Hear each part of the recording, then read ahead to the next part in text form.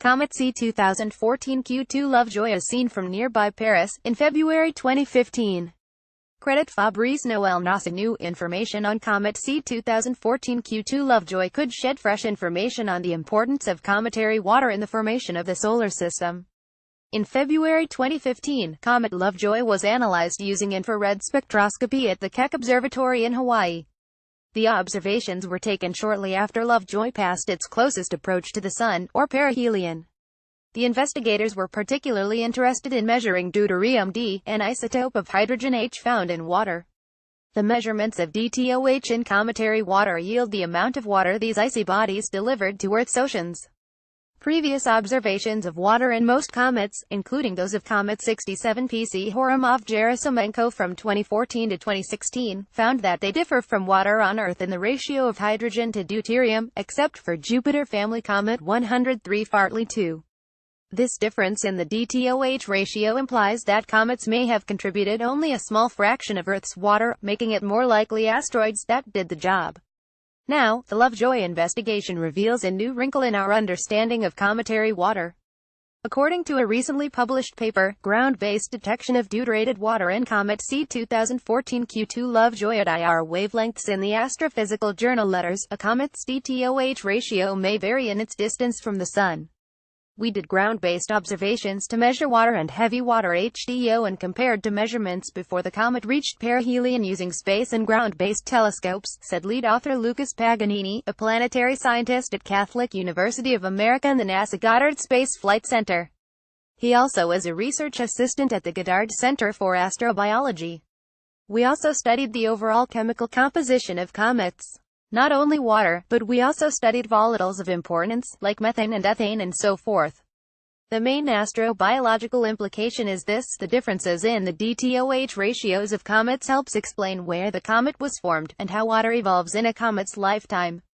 Knowing where comets formed helps investigators better understand how water collected and traveled in the early solar system. As water is a key molecule of life, this is one of the larger questions that cometary scientists are seeking to understand. Observations of Comet C 2014 Q2 Lovejoy were performed at the Keck Observatory in Hawaii. Credit Ethan Tweedy Photography. Keck Observatory seeking deuterium. The team measured the abundance of HDO relative to water, and compared the February 2015 measurements to others performed before the comet's closest approach to the Sun. Both Earth and comets have a fraction of deuterium in their water, but in some cases the deuterium is in different ratios. HDO on Earth occurs naturally, at a proportion of 1 in 3,200 molecules. As the comet approaches the Sun, we typically expect the output of both water and HDO to increase or decrease together, so the relative abundance should be constant regardless of distance to the Sun, said Paganini.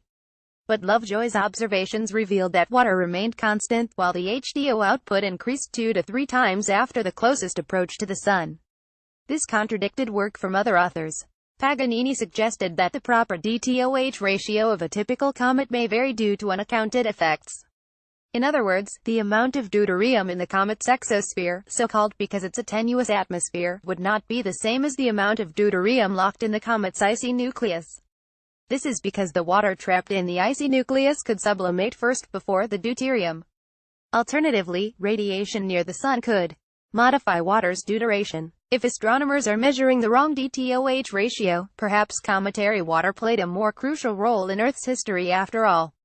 I think the key is to measure the exosphere's DTOH at different heliocentric distance for several comets, Paganini said, and to measure the DTOH in ice form by sending a lander spacecraft and sample analyzer to the nucleus. Paganini added that the measurements are tricky. Earth has water in its atmosphere that could interfere with cometary observations, if astronomers are not careful.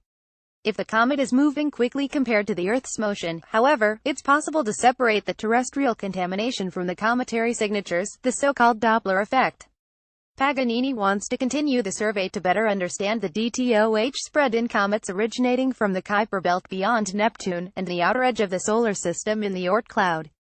While some of these family of comets have DTOH ratios that appear similar to Earth's, a close-up look at Kuiper belt comet 67P revealed its DTOH ratio is different than Earth's.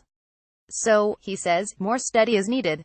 As more comet samples are observed and instrument performance improves, we might get closer to an understanding of DTOH ratios, he said.